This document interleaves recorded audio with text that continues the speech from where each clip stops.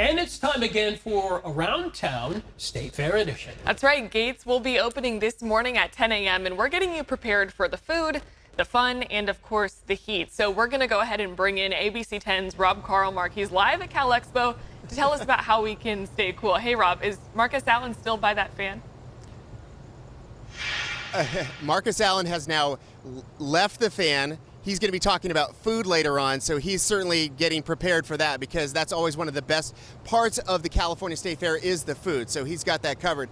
I got to tell you, last year when we were covering the State Fair opening, I was in charge of the forecast, and it was a rough one. It was super hot right from the beginning, and that was the whole first week of the fair. The second half of the fair, the temperatures dropped, the crowds really came back, and it was an exciting, very busy second half of the fair. The good news about this heat wave, even though it's still going to be happening today and tomorrow, is that that's just 2 days. The fair goes on for a couple weeks, so we're just going to get the heat done and over with, and then we're going to enjoy some much better weather for basically the rest of the fair. Now, the State Fair knows what's going on. They know this is in July. They know it's going to be either hot or very hot, so that's why they've got these cooling centers all over the place. There's 4 of these set up with shade, fans, and misters, and then they've got 17 air-conditioned buildings all throughout the fair. Folks, I've been here during some of the hottest days of the fair, and you can manage it in the middle of the day knowing that there's places for you to cool off. So let's go ahead and give you just the early part of the State Fair forecast.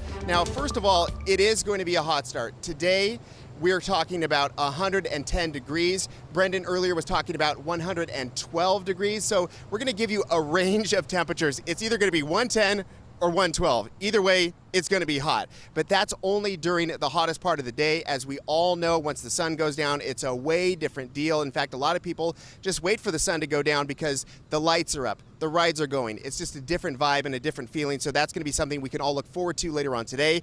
Saturday, it's going to be right around 105. Again, we'll give you a range. It might be 106, it might be 104, but it's going to be right in that zone.